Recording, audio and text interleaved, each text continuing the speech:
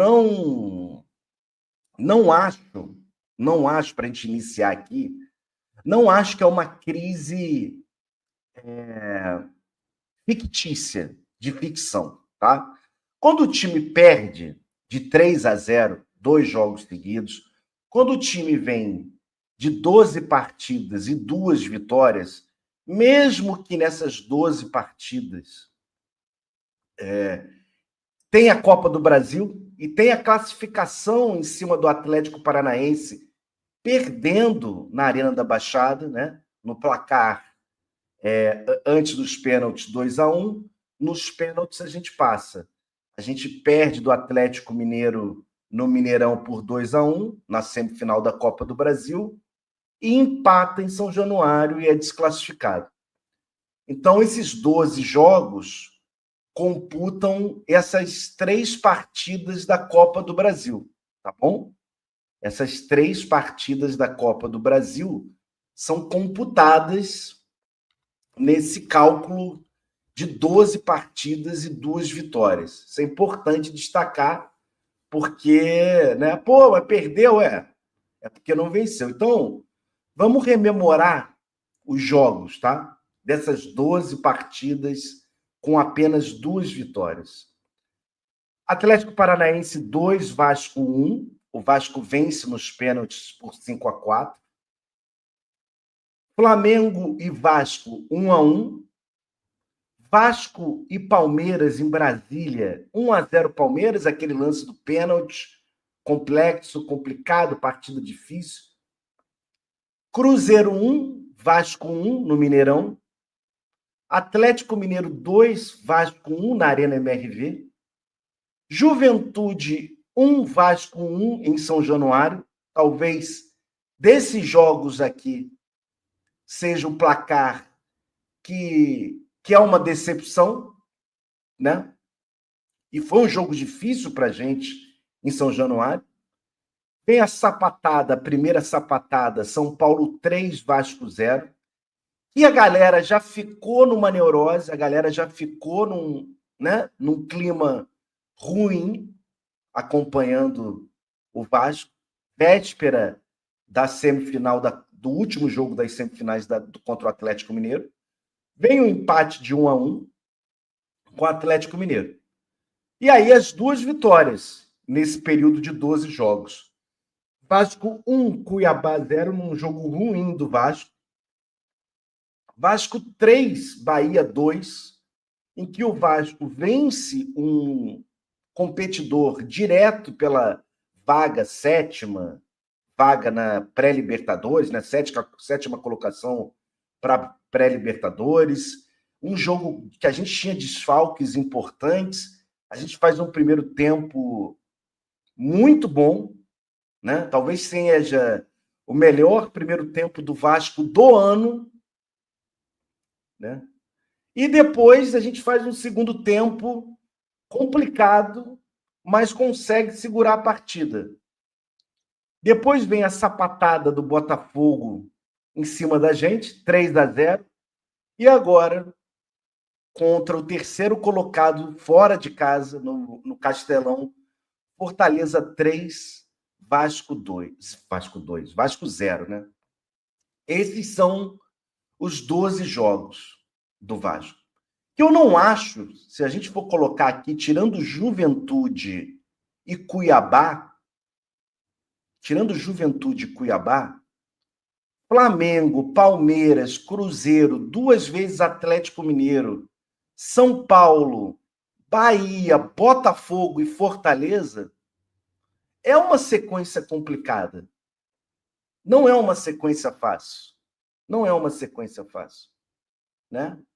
Os jogos mais fáceis, a gente comentou aqui, Juventude, Cuiabá, a gente ganha um na Bacia das Almas, perde outro.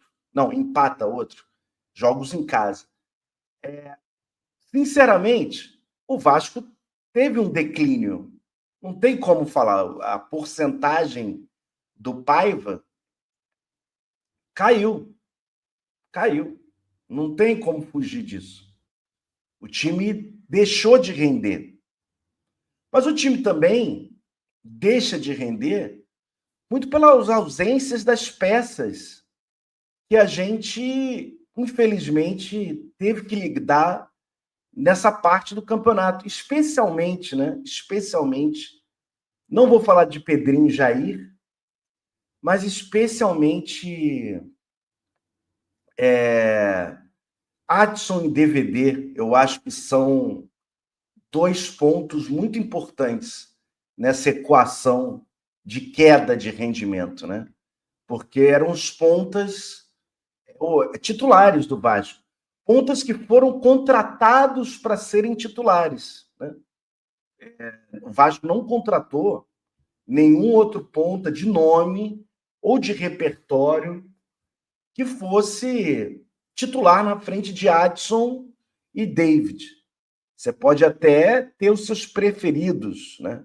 Mas de nome, de contexto e de valor financeiro, DVD e Adson estavam na frente, né? do restante. Então a gente perde esses 2 pontos. E muitas das críticas ao Paiva resumem meio esse sentimento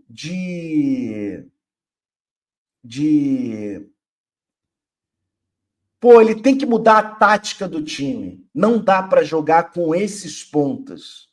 Os irmãos Rodrigues, Emerson e Pumita. Ao mesmo tempo, a gente percebe nesses últimos jogos uma queda do Hugo Moura, né? Que é o único volante desse elenco. O único primeiro volante para valer desse elenco, né? Acho eu. Então, assim, tem um contexto aí. Existe um contexto para uma queda de rendimento. E sim, pode passar por uma falta de repertório do técnico.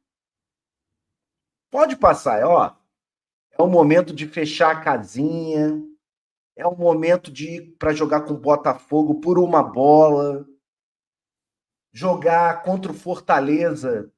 Eu não acho que o Vasco foi covarde contra o Fortaleza, não. Eu acho que houve uma apatia depois do segundo gol, especialmente, que me incomoda. Mas, assim, durante o jogo, o Vasco teve as oportunidades. Poucas, mas teve. Então, o Paiva não é um cara, pelo engraçado isso. O Paiva, nessa fase dele técnico, para valer, não naqueles jogos picotados, ele é um cara que mantém o jeito dele jogar. Ele não é de mudar muito a forma de jogar, sendo em casa, sendo fora de casa, né? Ele não é um técnico que Joel Santana faz aquela retranca, bota 3 zagueiros, mais 3 volantes. Não é a característica dele. Então, assim, será que para um técnico mais experiente, para um técnico que vai saber essas questões de rendimento, essas quedas normais, às vezes, no Campeonato Brasileiro, por falta de elenco, por falta de capacidade técnica dos jogadores, é o momento de fechar a casinha. Eu não vou abrir o peito contra Fortaleza, contra Botafogo. Eu vou jogar por uma bola, dependendo, eu saio aqui com um empate e tá tudo bem. Vou jogar com 3 zagueiros, 4 volantes e dane-se. Então, assim, eu acho que é uma crítica interessante. Eu acho que é uma crítica relevante para essa situação, né? Até aproveitar aqui, eu tinha marcado meu amigo Roger, falando desse recorte de 12 jogos que eu comentei, é cruel. O elenco piorou. Tem jogos de Copa no meio, os 3 jogos da Copa do Brasil que eu comentei. Contando só brasileiro, só o recorte do brasileiro, então são 7 jogos, né, Roger? A gente teve 44% de aproveitamento, exatamente o mesmo que temos no campeonato inteiro. E a Nádia aqui falando, querendo ou não, o Paiva é inexperiente. E é meio isso, né? A gente tem um técnico inexperiente. Ao mesmo tempo, a gente não tem um técnico retranqueiro, a gente não tem um técnico medroso, né? Para quem gosta desses roles taxativos, o fulano é fraco, fulano é ingênuo, fulano... Podemos dizer que Paiva não é medroso, Paiva não é retranqueiro, né? Eu tenho essa perspectiva, pelo menos. Mas acho que o rendimento caiu. Acho que a gente está num momento de dificuldade e teremos jogos difíceis contra Internacional e contra Corinthians, especialmente.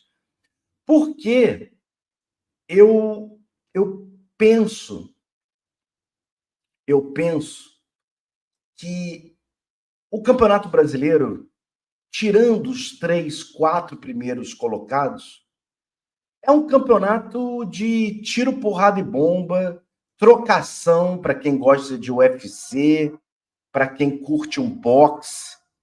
Eu acho que é uma trocação, sabe? O Cuiabá ganha do São Paulo ganha do Vasco, o Vasco ganha do Bahia, o Bahia perde do São Paulo de 3-0 em casa, o Bahia ganha do Cuiabá de 5-0, o Cuiabá empata com o Red Bull Bragantino.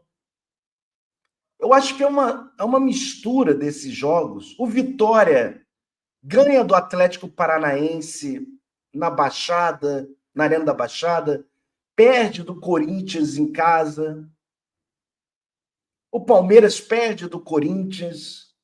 Eu acho que é um campeonato, juro por Deus, você tem os times constantes, você tem os times de grande elenco, e aí não tem como negar que os 5 primeiros colocados no campeonato, nesse momento, 11/11, número cabalístico, né, de 2024, são clubes, times com elenco. Os 5 primeiros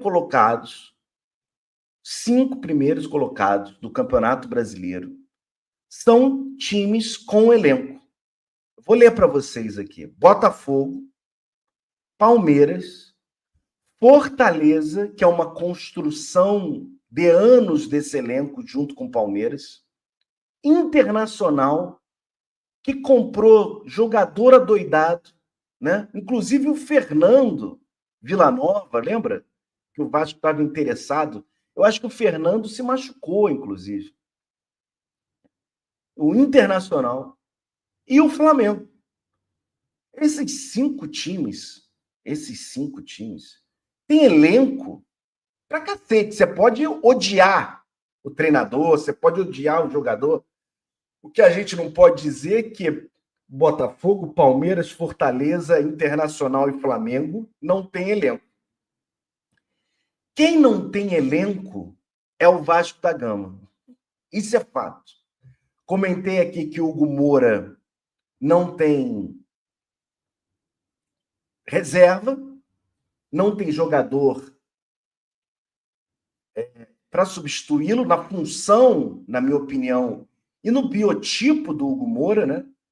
Acho que ele é o único jogador desse tipo do Vasco, mais de porrada, mais de marcação. Os nossos pontas atualmente são Emerson Rodrigues e o Pumita, colocado por ataque, sendo que temos no banco de reservas Alegria, Alex Teixeira, Rossi e Sumiço. O nosso dominguês é o jogador suíço. Então, e Ryan, desculpa, esqueci do Ryan. Então é um elenco, comparado com outros, sinceramente, abaixo, né? E aí eu acho que é um dos pontos que a gente tem que... A gente não, né? Eu acho que é um debate interessante. O quanto Paiva ou outro treinador conseguiria tirar com esse material humano, nessa sequência de jogos, como no Roger, nosso amigo, destacou, uma sequência dura contra confrontos diretos contra a parte de cima da tabela. O quanto o Paiva ou outro treinador conseguiria, seja um retranqueiro, seja o Paiva, eu acho que muito dos pontos que o Vasco obteve ao longo do campeonato foi por uma certa ousadia do Paiva, né? Se aí ele está pecando agora por uma falta de retranquinha, de experiência para ganhar um pontinho, jogar por uma bola, ficar todo recuado, talvez a gente tenha ganho 3 pontos, 1 ponto lá na frente, por uma ousadia do Paiva, por um lado meio estagiário, professor Pardal, que a galera gosta de colocar, né? Vou botar o Estrela, vou colocar o esforço aqui, jogadores que a gente não, às vezes, fica meio com o pé atrás, e conseguiu tirar pontos que deixam o Vasco, para desespero de alguns, ainda tranquilo no campeonato, na 9ª posição. Eu vou espirrar. Então, assim, tem esse ponto.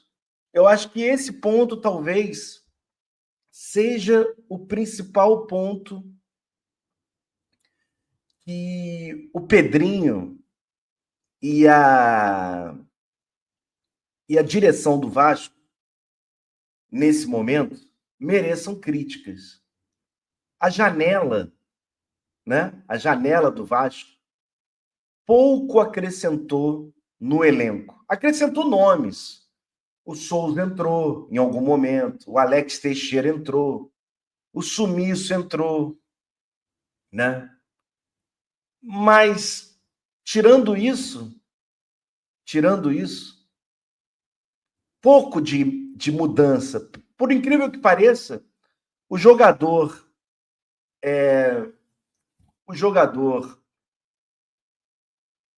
que entra e fez mais a diferença, mudança, acrescentou pontos ao elenco e ao time titular foi o Emerson, né?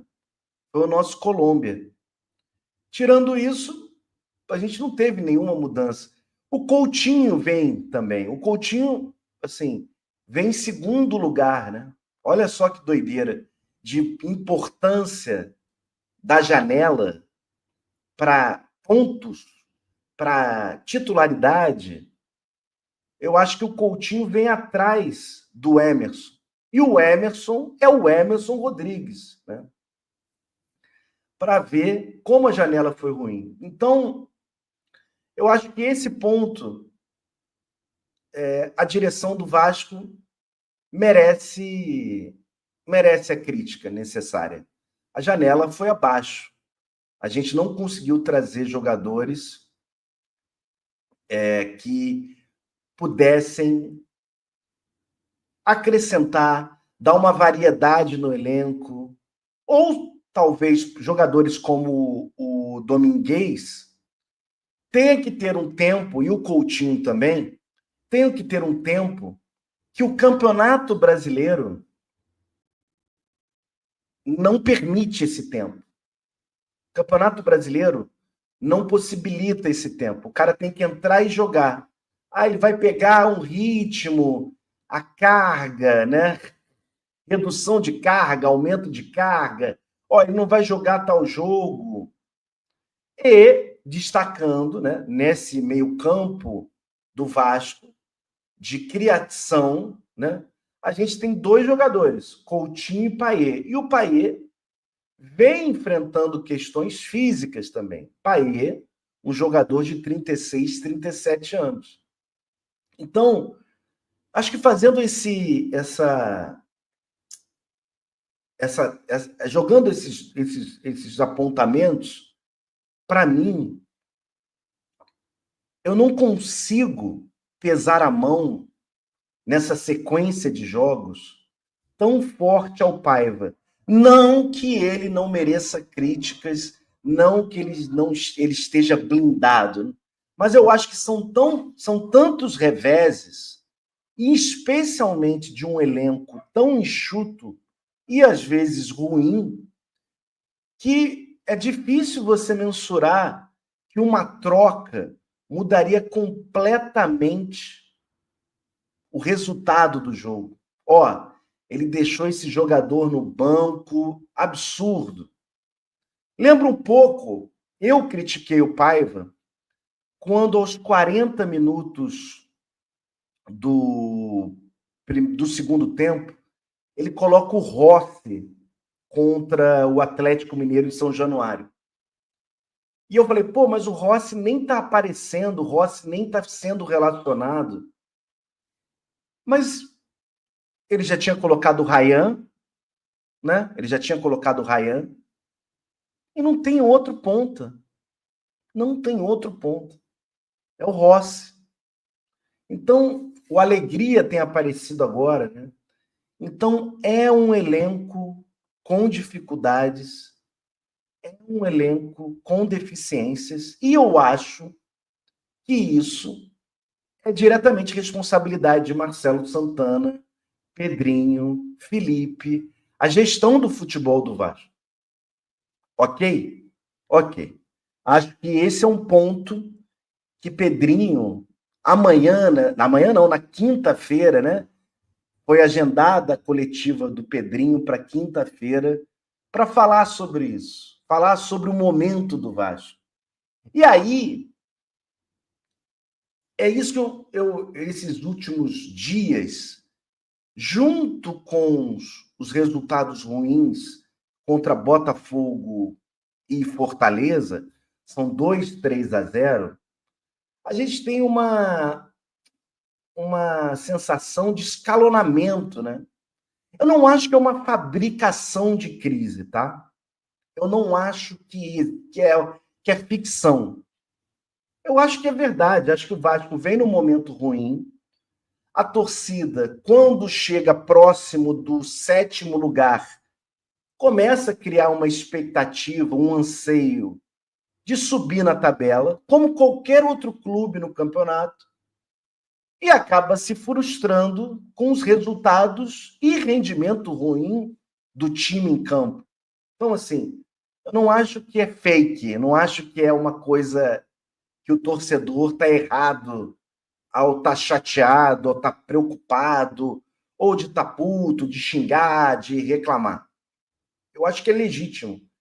Eu só acho que as redes sociais amplificam, aumentam, meio que retroalimentam esse sentimento de frustração que piora tudo. Mas as redes sociais, nós, eu, vocês, os vascaínos, os brasileiros, né, em geral, tem que saber trabalhar com as redes sociais, trabalhar no sentido de lidar com as redes sociais. Eles não têm, as redes sociais não vão desaparecer. As redes sociais têm pontos positivos da gente se comunicar, da gente estar aqui falando, né?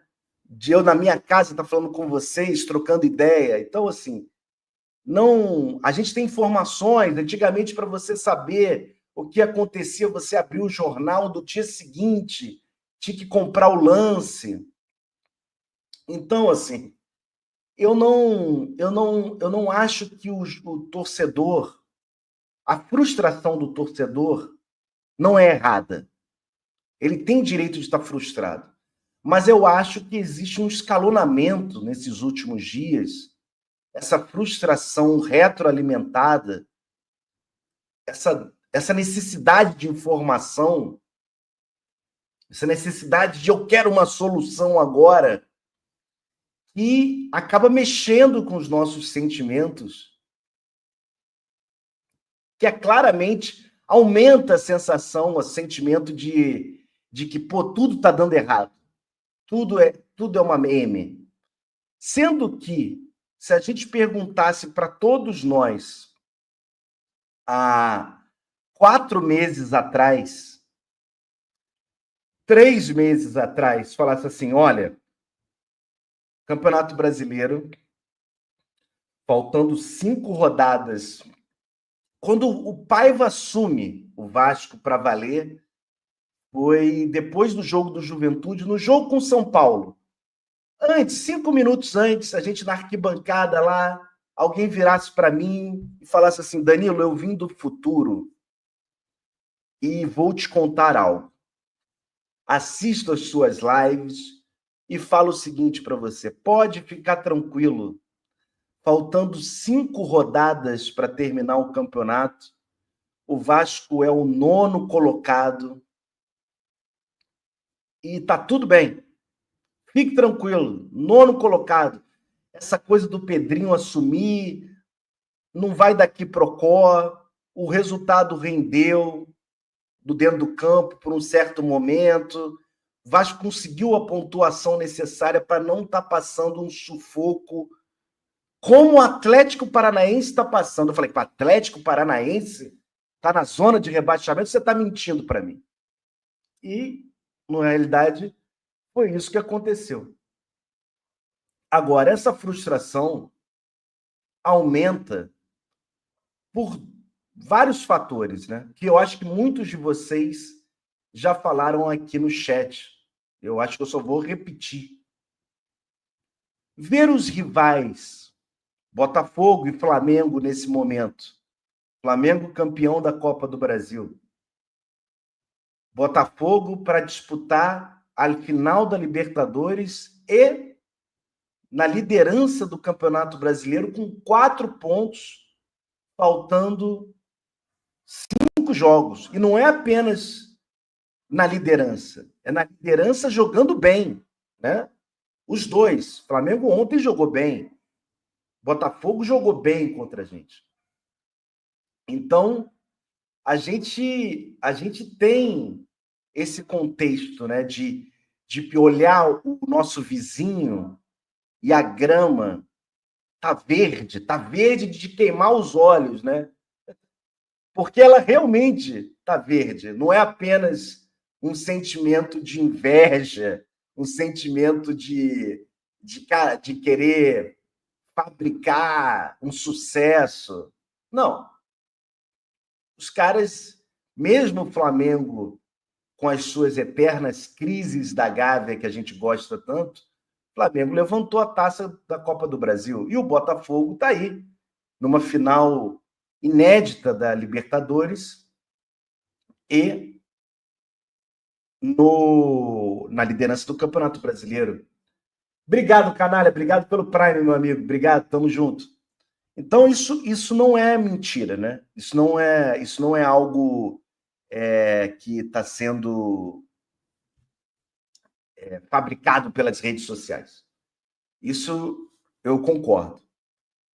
Eu acho que o outro ponto de desespero é o momento do Vasco institucional, que é um momento, novamente, de reestruturação, um momento em que o Vasco faz uma carta aberta ao torcedor,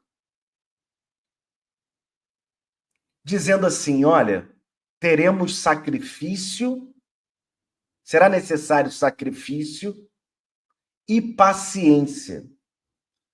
Só que a política do Vasco já fez esse pedido ao torcedor tantas vezes que mesmo se dessa vez, se essa reestruturação der certo, o torcedor já está de saco cheio. Mesmo se dessa vez funcionar, o torcedor não quer mais acompanhar, não quer ouvir esse papo. Ele está cansado, né? Então, esses 2 pontos, né, de que mesmo o Vasco tendo um rendimento no Campeonato Brasileiro superior ao que nós, desesperados, estávamos pensando lá 4 meses atrás, quando estava enfrentando o São Paulo, piora com esses 2 pontos. Os nossos rivais indo bem, e a SAF do Botafogo, mesmo com os papos da Eagle Eye Football, do nosso John Textor. O mundo exterior já está começando a ficar de olho, a imprensa está começando a ficar de olho nas movimentações de John Textor. Mesmo assim, está dando frutos, né? Está dando frutos. Os dois rivais indo bem. Ano passado, o Fluminense levantando a Taça Libertadores. E, mais uma vez, esse papo de reestruturação. Tudo isso pedindo paciência para o torcedor. Tudo isso sendo juntado com 2-3-0 e jogando mal, meu amigo, a cabeça do vascaíno tá que nem um liquidificador, né? Liquidificador tá, não tá legal. E aí vem, talvez, o ponto principal para o escalonamento dessa crise, que é óbvio, no momento da crise, aparecem todos os tipos de torcedores.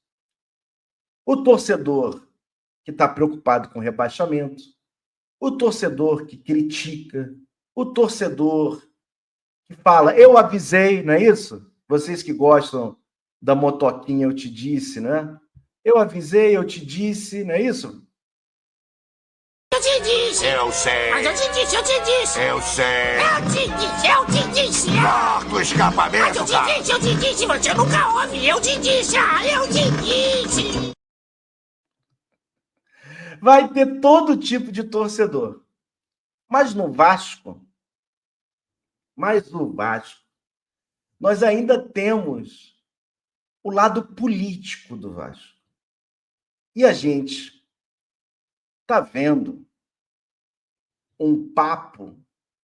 E aí, eu não quero estar aqui defendendo o Pedrinho, porque eu acho que o Pedrinho não precisa de defesa. O cara tem o grupo político dele, ele tem a caneta do Vasco, ele tem uma comunicação para quase 20 milhões de torcedores. Se o Pedrinho abrir uma coletiva que vai acontecer na quinta-feira, muita gente vai parar o dia para ouvir. Calma aí, eu vou almoçar 2 horas só para ver o que está falando do Vasco. O Vasco é isso. Por isso que o Vasco é gigante. E vem com a questão da transparência e da comunicação, né? Eu acho que esse é um outro ponto importante. Porque o lado político do Vasco sempre vai aparecer. E a entrada do Pedrinho como presidente já foi um alvo de críticas gigantes, né? A forma que se deu até hoje, e a gente está vendo pessoas que têm uma certa relevância nas famigeradas redes sociais, falando assim, eu quero a volta da ICAP, que a ICAP volte logo, que acabe logo isso, que a ICAP volte e pegue o time, venda o futebol. E eu assim, caraca, mas é para tanto, né? Ao mesmo tempo, a gente está vendo um movimento partindo do Zé Colmeia, falando, olha, o tal Grego, saiu a notícia, né, do Nicola, Jorge Nicola, e depois essa notícia foi confirmada pelo GE, tá? Pelo GE. O GE confirmou o interesse, ou pelo menos um movimento, né, do Evangelos Marinakis, o bilionário grego, que tem interesse em adquirir um clube de futebol no Brasil. E que um desses clubes que o grego estaria de olho é o Vasco. A gente não sabe o que está acontecendo dentro do Vasco nessa parte de reuniões, conversas com interessados, projeto para venda, de como se interessa vender. E, sinceramente, gente, vocês têm todo o direito de discordar de mim. Nesse processo de venda embrionário, não estou dizendo que é o processo definitivo, ou, chegou uma proposta, está aqui a proposta, está escrita, está documentada, está protocolada, eu vou ter que ter uma reunião para ver essa proposta oficial de A, B, C. O relato do GE, do Jorge Nicola, é de que não há essa proposta oficial. Há um interesse, talvez conversas iniciais, mas não tem uma proposta.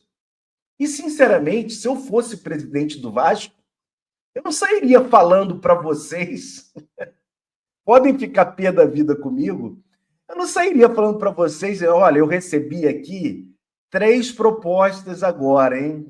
Eu estou conversando, eu vou ter um call com fulano, com Beltrano. Eu acho que isso prejudica até o negócio. Então, pensando em conversas inaugurais, pensando no início de uma relação, eu não vejo como erro o não falar. Tem que falar.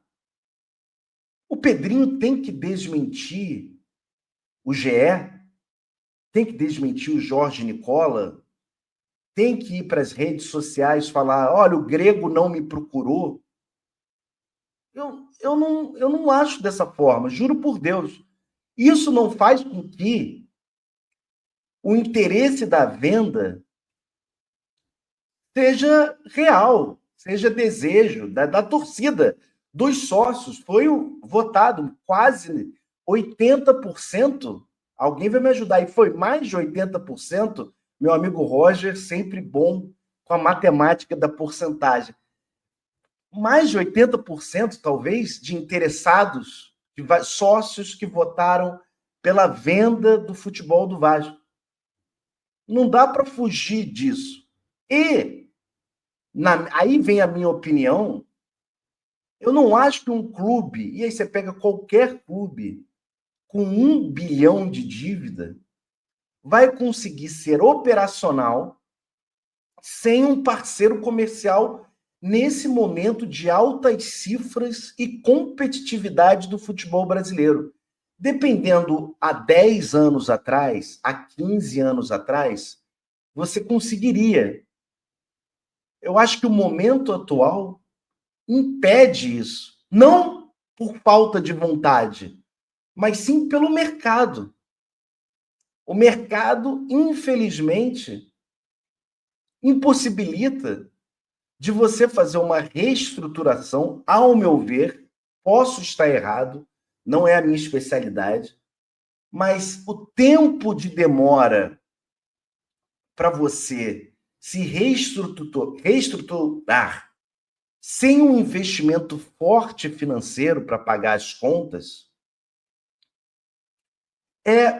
significam vários passos atrás dos seus adversários. Vários.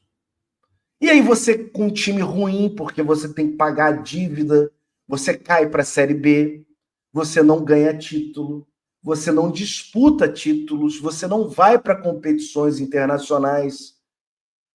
O patrocinador injeta mais dinheiro naquele outro clube porque você não é atrativo no sentido de exposição da marca. E vai. Então, eu acho que em 2024, essa reestruturação não é possível sem um investidor. E essa reestruturação passa muito pela questão financeira, né? Da gente não ter um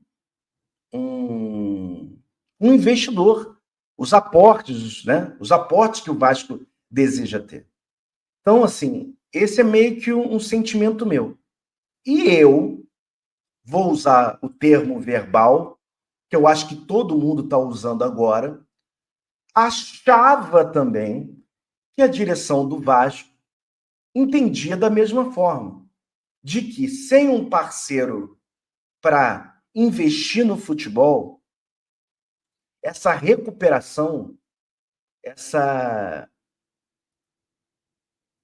redimensionar o Vasco novamente no futebol brasileiro, de disputar título, de dar voos que honrem a nossa camisa e a nossa história, seria difícil. Ou poderia até acontecer, mas levariam-se mais de 10 anos para acontecer isso, né?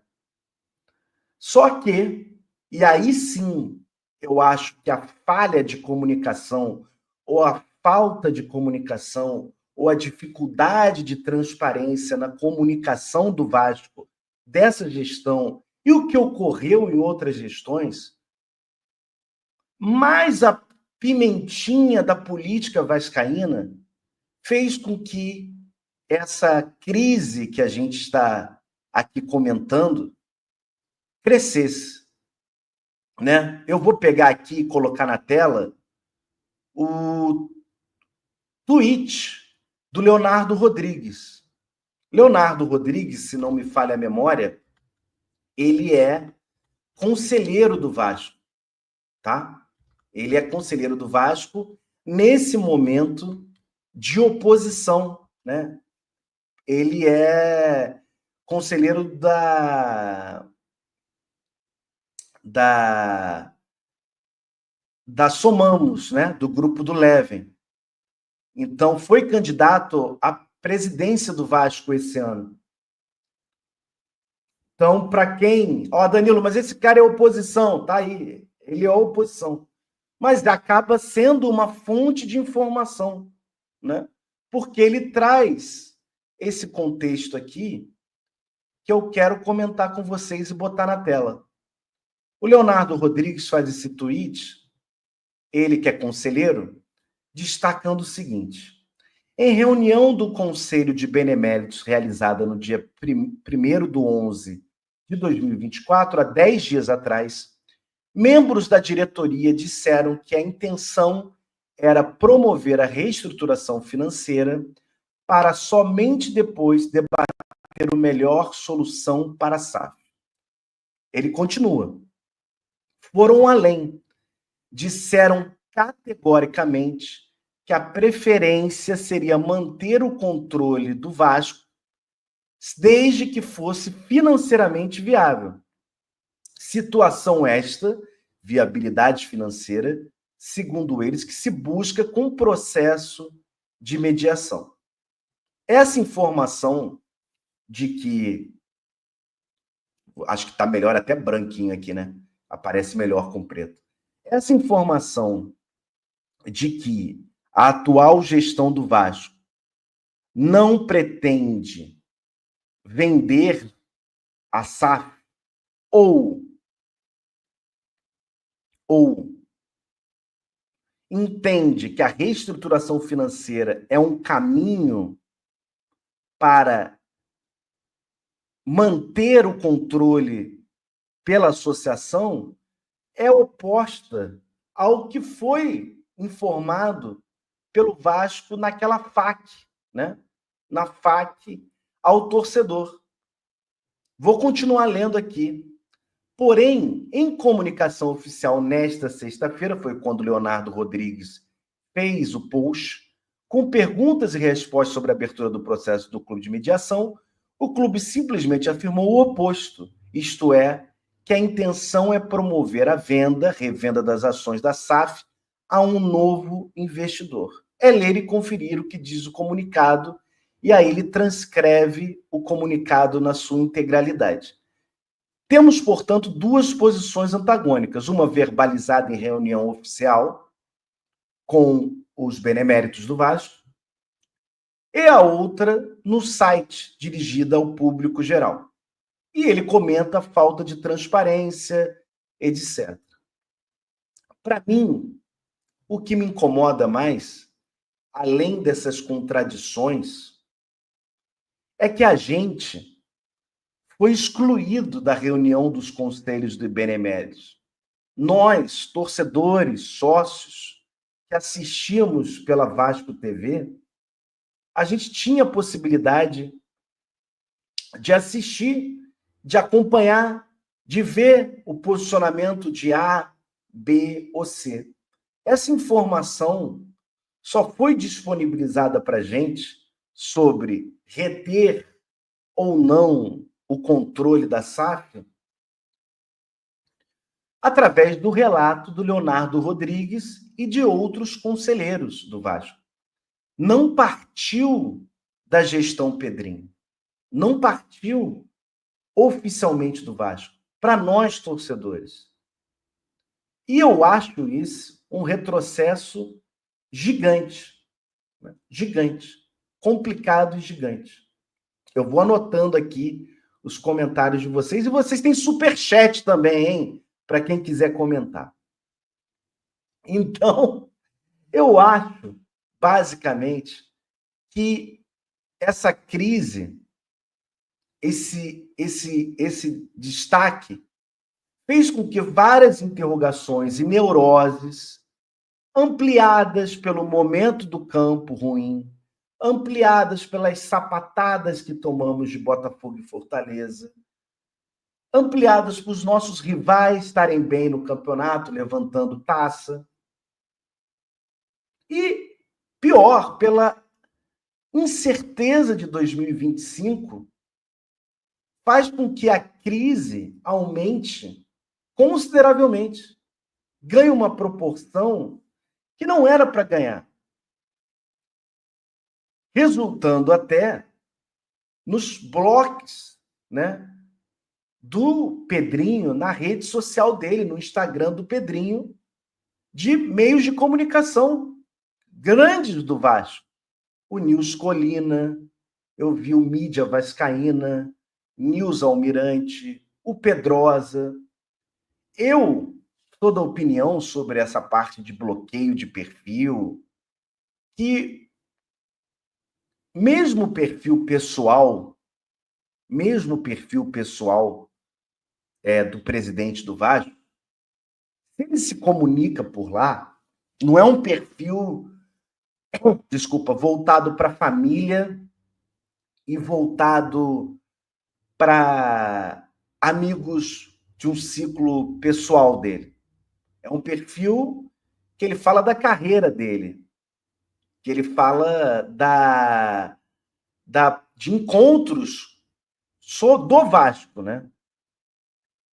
E a carreira atual do Pedrinho é ser presidente e político do Vasco. Por mais que ele não goste da palavra político, ele acaba sendo um político do Vasco. Então, assim, Pedrinho, ele bloqueia pessoas que fizeram críticas e que ele não gostou, que ele não entendeu da forma correta, que ele achou pesado. Eu acho que o cara tem direito a bloquear, sinceramente, no momento de xingamentos pesados. Eu acho que o cara tem direito a bloquear, e infelizmente, no futebol e as redes sociais, isso é naturalizado de uma forma equivocada, de pessoas ameaçando, né? Ameaça é crime, né? Prática de violência é crime. Mesmo a violência virtual, né? É crime. Isso eu acho. Mas, ao mesmo tempo, o Pedrinho está numa posição tão relevante para nós, que não vamos lá xingar o Pedrinho, não vamos ameaçá-lo, que ele tem muito mais gente ao lado do Pedrinho, e quando eu falo ao lado, é de uma postura civilizada sobre como lidar com um momento ruim, de que o próprio Pedrosa não é um cara que vai xingar o Vasco, não vai xingar o Pedrinho. Então, assim, ele ficou sentido abalado. E acaba mais um componente, mais um ingrediente dessa crise. Que eu ouvi alguém comentando no Twitter, pô, Danilo, o Vasco está em crise há 20 anos. Sim, mas esse momento atual do Vasco, dessa crise, é comportado por vários desses fatores elencados aqui. As sapatadas de 3-0, o momento ruim no Campeonato Brasileiro, a falta de perspectiva para 2025, de uma janela boa, de uma grana para trazer jogadores bons, o bom momento dos rivais, a política vascaína ali no cangote, né? A falta de transparência que faz com que as informações fiquem contraditórias. Eu acho que tudo isso faz com que a água ferva numa proporção desnecessária e muito por uma falha de comunicação e, infelizmente, nessa questão dos blocos, de gestão do Pedrinho como presidente do Vasco, né? Isso não significa que não possa ser um aprendizado. Pelo que eu entendi, ele desbloqueou as pessoas. Pode ter sido num momento de raiva, pode ter sido num momento de estressado. Todo mundo já passou por isso. A questão, eu acho que é mais importante, é de entender o atual momento do clube. E aí, essa coletiva, finalmente, essa coletiva marcada para quinta-feira, agora, quinta-feira, né? Quinta-feira, dia 14, às 2 horas da tarde. E que a gente... eu era um desses caras que sempre quando o resultado ruim dentro do campo acontecia, eu falava, pô, Alexandre Pássaro tem que falar, Isaías Tinoco tem que falar, Zé do Táxi tem que falar. Todos.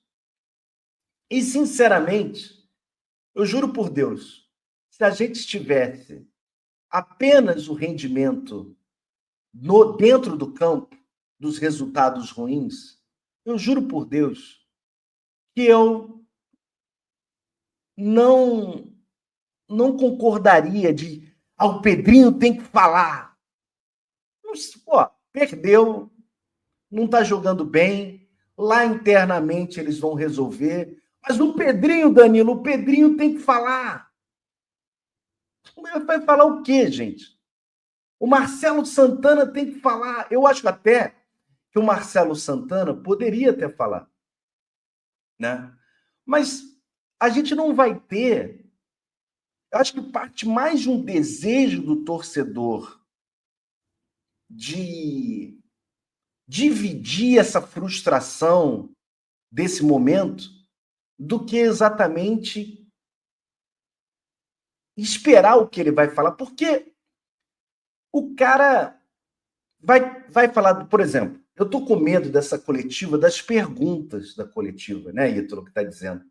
Por exemplo, Pedrinho, por que o suíço não entra? Por que não escala o suíço, Pedrinho? Aí o Pedrinho vai dizer, eu não sou o técnico. Ele está compondo o elenco, o técnico que escolhe quem vai entrar, quem vai sair, etc. Pedrinho, por que contratou o Alex Teixeira e o Souza? Essa pergunta foi feita lá atrás, na coletiva dos dois, Alex Teixeira e Souza, que o Pedrinho participou. Então, assim, muito do que a gente quer ouvir não vai sair de uma coletiva. Pedrinho, você falou com o Grego? Você quer falar com o Grego? Sabe? E eu acho que nesse momento, gente, por estarmos entrando numa recuperação judicial, por estarmos no momento de mediação, a gente não vai vender o Vasco nesse momento.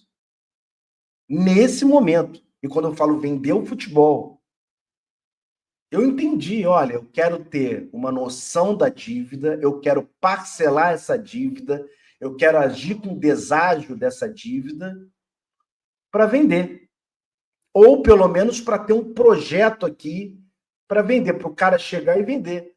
Então, eu acho difícil, esse momento, se vender o futebol do Vasco. Sim. A lógica não bate, mas, ao mesmo tempo, se existir uma proposta, você não vira para o cara que está vindo, olha, eu quero investir $1 bilhão no Vasco da Gama. Tá? Eu vou investir $1 bilhão. Eu me apaixonei pelo Vasco, pela torcida do Vasco, pela história do Vasco. E aí você vai virar para ele e falar, não, calma aí. Me procura só em junho, porque só em junho eu vou ter mais estruturado, vou poder te falar melhor. Não, você acelera os processos, né?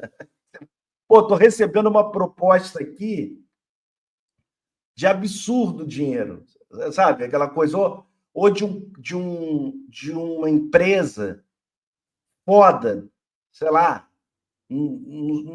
É até difícil, porque o multi-club ownership, esse papo de multiclubes, restam poucos no mundo, né, que não tem clube. Então, o City não vai botar dinheiro aqui. Né? Vai vir o cara lá do Yankees, da Roma, sei lá. Né? Vamos dizer, estou investindo uma grana. Eu acho que é natural, e seria o certo, ao meu ver, de uma corrida, né, para apresentar ou receber a proposta. Mas enquanto a gente não tem propostas reais, concretas, eu acho meio complicado botar um clube assim automaticamente para vender. Até porque a gente tem que aprender com os nossos erros do passado, né? E os erros do passado não é um passado distante, é um passado de 2 anos atrás, de que, a gente tem 3 propostas, a gente recebeu umas 10 propostas, né, o Osório, mas a gente chegou a 3 propostas, uma foi do Grupo City, queria envolver o Vasco, etc, a gente não quis, é essa aqui da 777, né, acho que não é o caminho, e vale o mesmo para o grego, ou para o árabe, ou para o inglês, ou para o americano, ou para o asiático milionário. Eu acho que, assim, a proposta tem que ser analisada com parcimônia e calma. Calma não significa lerdeza.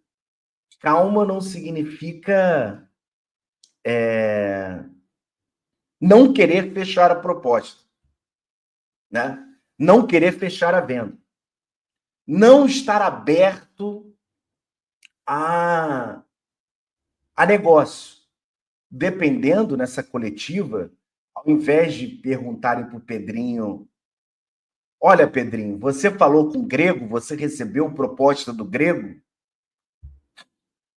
Você pode fazer uma pergunta dizendo, olha, o Vasco está disponível para negociação a ser o futebol vendido? O Vasco vai aguardar a reestruturação, o início de uma recuperação judicial, para aí sim se colocar à venda? Ou, como Leonardo Rodrigues disse, o Vasco primeiro vai ver se a associação tem viabilidade financeira para cuidar do Vasco novamente. E se não tiver, a gente vai estar aberto à venda? Então, assim, não adianta a gente querer uma coletiva que o cara vai abrir o segredo, a caixa de Pandora, mas isso valeria para todos os presidentes, todos. Mas eu acho que tem perguntas importantes a serem feitas. E o Vasco precisa se comunicar melhor com o torcedor. A gente não pode ficar sabendo de a associação, dependendo, tem viabilidade financeira para tocar, e aqui eu não vou fazer juízo de valor.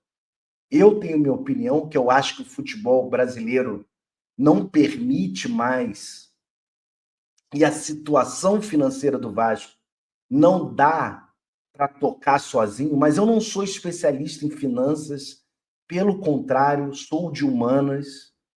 Então, não é o caso, não é, a situação não é essa. Para mim, a situação é você ser transparente e real com o torcedor, sem ser contraditório ou omitir informações que você vai utilizar lá na frente que poderiam ser trazidas agora. Não informações confidenciais, e sim informações relevantes para o futuro do clube, né? Para que o Vasco, a direção do Vasco tem o interesse de ser tocado apenas pelo associativo.